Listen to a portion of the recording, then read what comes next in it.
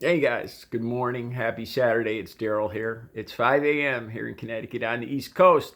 I have started this video 6 or 7 times already. I want to talk about Michael Flynn.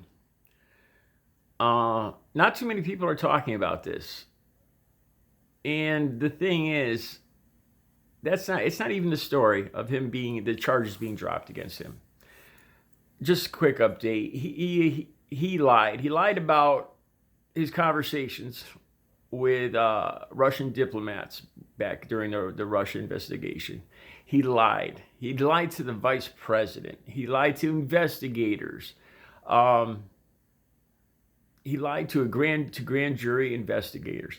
He pled guilty to this. He admitted that he lied. He was fired by Donald Trump for lying to the vice president. Okay, that's roughly the background. All right. Now Donald Trump thinks he's exonerated. We have an insane man in the Oval Office that just changes the story, changes his version of reality, changes with the new day. Whatever is going to get him reelected, that's the bottom line. That is the bottom line. That's all that matters to Donald J. Trump is his reelection, not the people of the United States, not the Constitution, certainly not the Constitution. The big story here isn't Michael Flynn, isn't the charges being dropped. It's how the rest of us, America, especially people like me and the other channels that are keeping an eye on this corrupt administration, how we just expect it. It's almost become status quo for this administration, the corruption. So, Attorney General Barr just dropped the charges. I don't even know what to say about this. If that doesn't say that the administration is corrupt, I don't know what does. Okay, I didn't know how to do this video. I've done it 7 or 8 times already, and I don't even know what to say. How do Trump supporters look at this? Why do they feel he should be released? Because he's a great I imagine they think he's a great patriot. I wonder how they explain his pleading guilty to lying. I imagine they don't argue with that. They probably say that he lied for the patriotism. He lied to protect his president. He lied to and they'd probably say this too, that everybody lies. What about Hillary's emails? I'm sure they'd use that.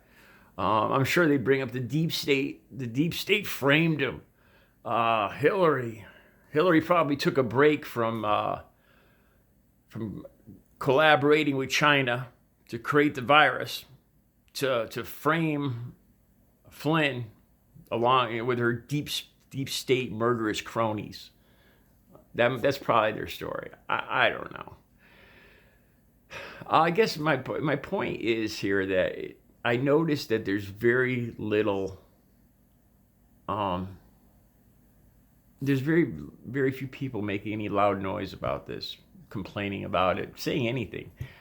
And that's to me, that's more the story. That this has become the status quo.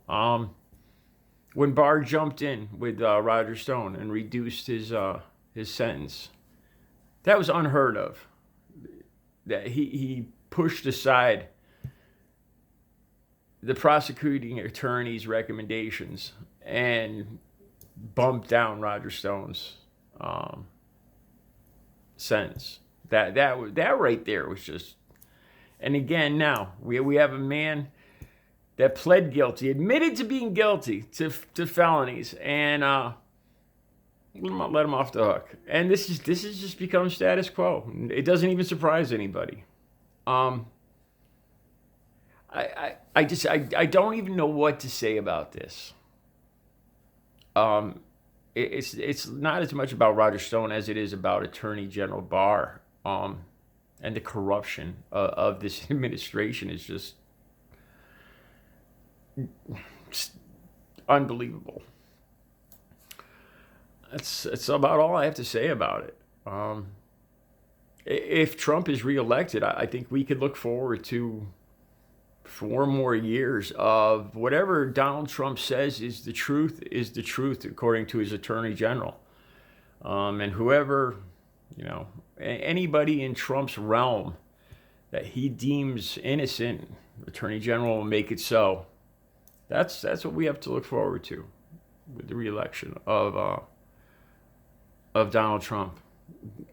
This certainly isn't justice.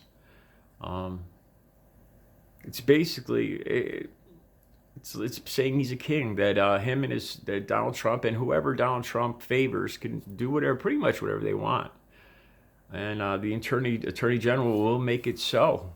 He's the highest law enforcement officer supposedly in the land, so Donald Trump has him at his disposal. Donald Trump tweets, and his attorney general, his highest law enforcement officer, makes it so. No matter what. Doesn't matter if you're guilty. Doesn't matter if you even admit your guilt. Doesn't matter if you're convicted, you admit your guilt, and you're sentenced. Doesn't matter. If Trump tweets it, Attorney General Barr will make it so. I deem you innocent. You are now free. Our Lord King Donald Trump now says it. Make it so. That's what we have to look forward to. I imagine Trump supporters are okay with this because they think they believe that it's them and people like them that are going to get this special treatment. That somehow it's fair because they're good people. They're Americans. They're what Americans should be. I don't know. If anything, this should be a reason to make sure that we can't have 4 more years of this. The thing is, we're getting used to this. There's not there's not a lot of noise being made about this. With Roger Stone, it gets the surprise and the anger gets less each time. Roger Stone, we were all angry.